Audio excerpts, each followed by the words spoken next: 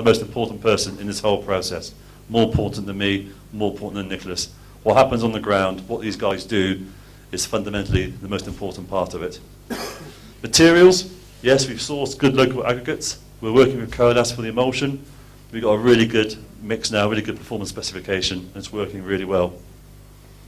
And the machine, as Nicholas says, it's a delivery system. It's a very good, efficient delivery system. But you need to put the right materials in, and you need to have the men operating it.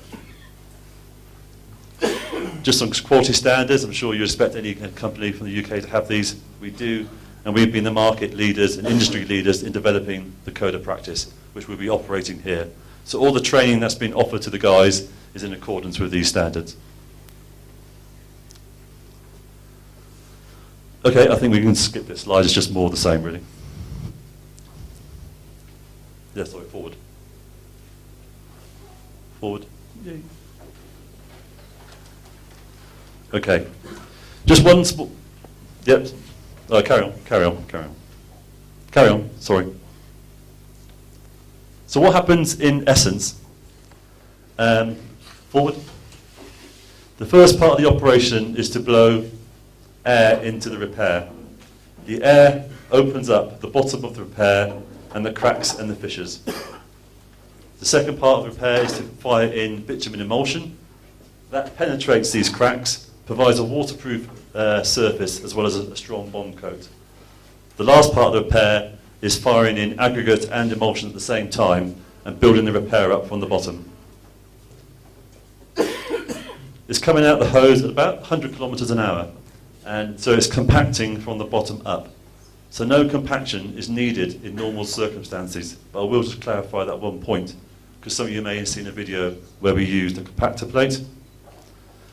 Most holes, maybe up to 100 millimeters, you can use this process. If we're going deeper, which obviously we've learnt we have to here in Kenya, we would probably put one layer in first, and then put a compactor plate on that, and then put a second layer on top. Also, we use a compactor plate for sealing the top of the repairs.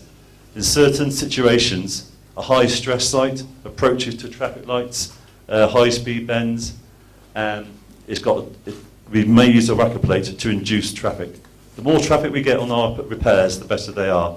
And you'll see some repairs we did last night on the roundabout to see how they've held up and how much they change over 12 hours. So there's no compaction, there's no excavation required, and you can drive on the repairs straight away. Okay, forward. So traditionally, as we all know, we excavate out more than we need to. Yeah? We don't just excavate the hole, we excavate the edges. We have waste material, and we do open the cracks and the fissures in the repair as we go forward. You apply a bond coat, but it's not under pressure. It may be with a brush or a watering can, and doesn't penetrate in there to get that waterproof seal. Along comes a compactor plate, and depending on the width of the trench or the profile of the trench, it may not actually be touching all the repair. So you start to get differential compaction, which causes problems further on down the line. But the biggest weakness is having these square joints, because over time they will open up and they will let the water in again, which happens. The rain gets in, is pumped around by the action of the traffic, the hydraulic action, and it starts to delaminate the different layers. Okay, so types of repairs we can do. We're talking about potholes here, but we can do other types of defects as well. Okay. So there's potholes, pre-surface treatment, depressions, cracking and crazing, and just a quick photograph of each. So here, very simply, 3 potholes. It takes 3 minutes. This one, they were going to resurface the carriageway, but before they did that, they asked us to come in to reprofile some of the defects beforehand, and then they came in. This is a defect in England. It's losing its surface course. It's starting to lose. So it's going to be a defect maybe in 6 months' time. So again, very fast road. We can do our repair, stop any further loss of wearing course, and that's perfect. This is probably more akin to the repairs in Kenya. And certainly there's 2 repairs on the roundabout just down here we're going to have a look at today. I think it's as a result of a sewage pipe maybe breaking. There's got a lot of water in the repairs. Sorry, can you go back to that one, please? Yeah. So the problem here is poor drainage. It's not the carriageway has failed because water has got underneath, washed away the subbase, and you're getting your repairs. We can put a repair over the top of that, but it's not going to solve the underlying problem of the drainage. So there's going to be 2 repairs there we're going to do this afternoon. They've got water in the bottom of the pothole. Now, we use a bitumen emulsion, which is 35% water. If you spray it into water, you're diluting it. So I'm not going to stand here and say those repairs are going to last. I wouldn't guarantee them because of the underlying problems. But while we're going around the roundabout doing some other repairs, it would be silly not to fill those 2 big ones in. But all we're doing is putting a patch over the top of what is still an underlying problem. But I'll come back to that in a second. Perfect for us. Cracking and crazing. Again, gangs come every now and again and put a bit of tarmac in the deepest hole, and they go away, come back again. Perfect for our repair. We can blow the air into the cracks, pour the emulsion into the cracks, seal the top, hold that road together, and it's going to be absolutely fine. The road is still continuing to crack, and it will continue to crack. It's an old road, but that cracking does not show up through our repairs. Not a very good photograph, but this is an existing patch that has been done traditionally. It's got a straight joint. The joints are starting to go. Rather than just dig it all out and start again, we can just put a thin repair over the top, seal that up, and prevent any further work. We've done some potholes in Enterprise Road, and there's one that was probably maybe a foot deep. Next to it was one that was probably maybe 10 millimetres deep. While the hose is here doing the big one, we can just nip across and do the small one. It's not a pothole now, but it will be a pothole in 6 months' time. Now we've done our repair, we've fixed the big problem, we've stopped the problem becoming bigger because of how our approach. So when it's first laid, it's quite an open texture. Thank you. After traffic, it all folds in.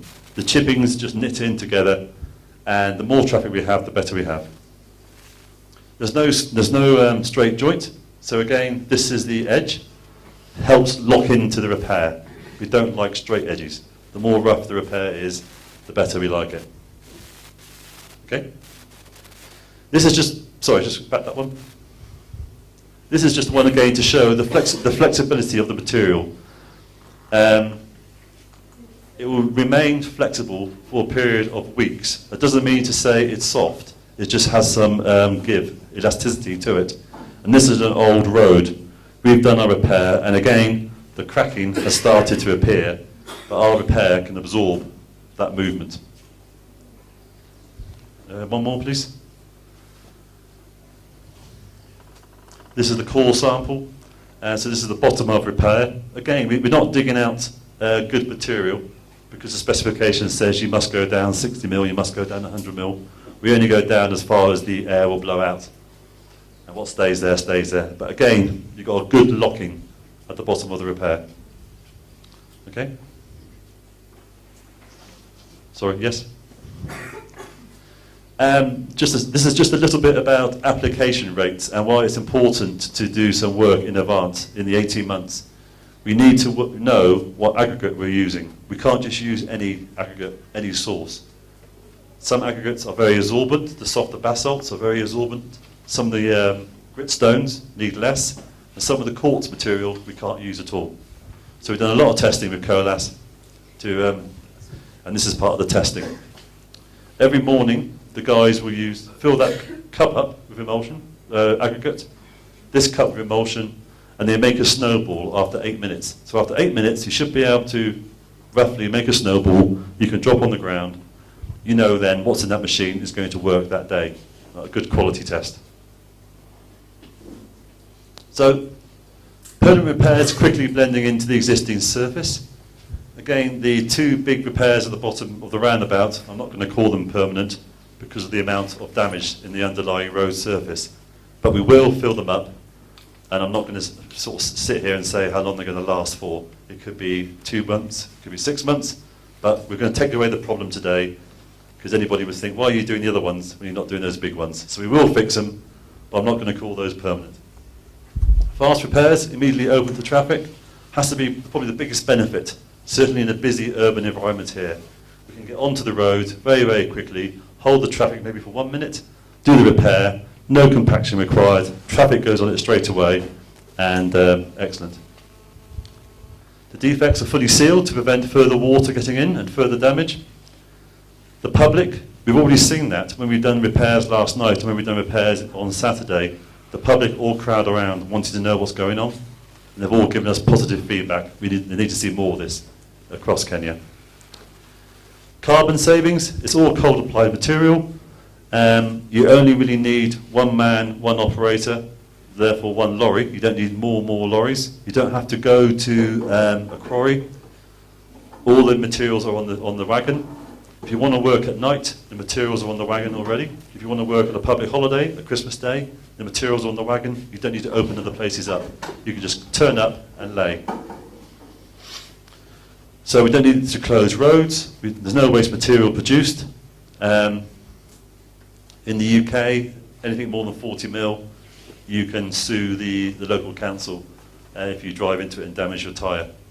In the UK, they spent about £56 million last year on insurance claims out of their highways budgets. How many is that in shillings? 56 million?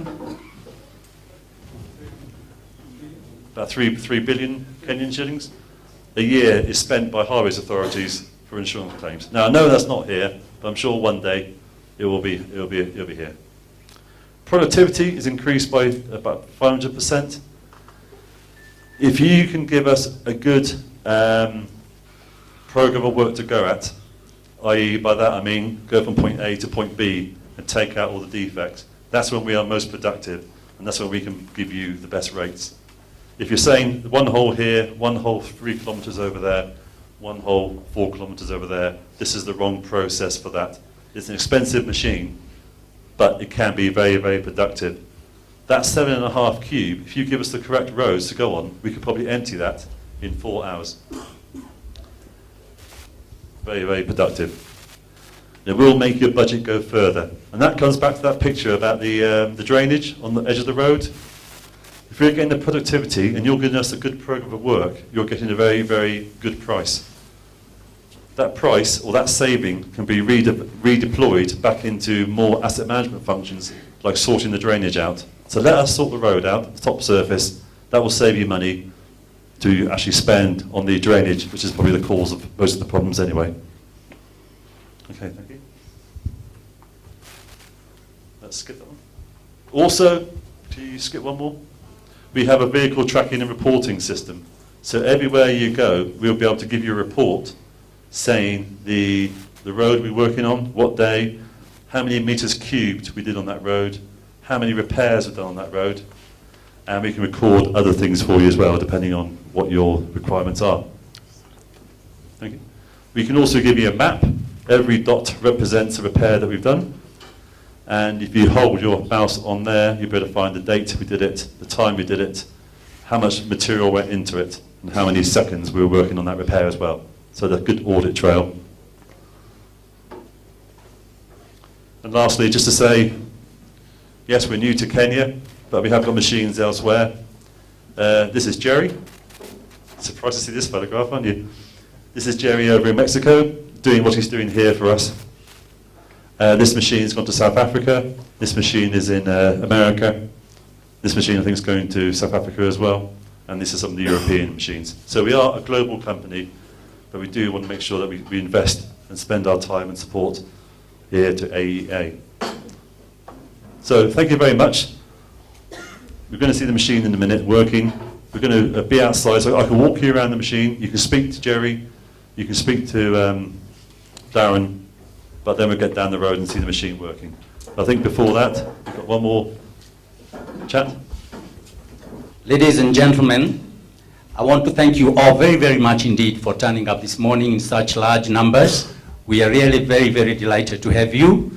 And I hope what you have seen here today makes a difference in the way we look at the repairs of our roads.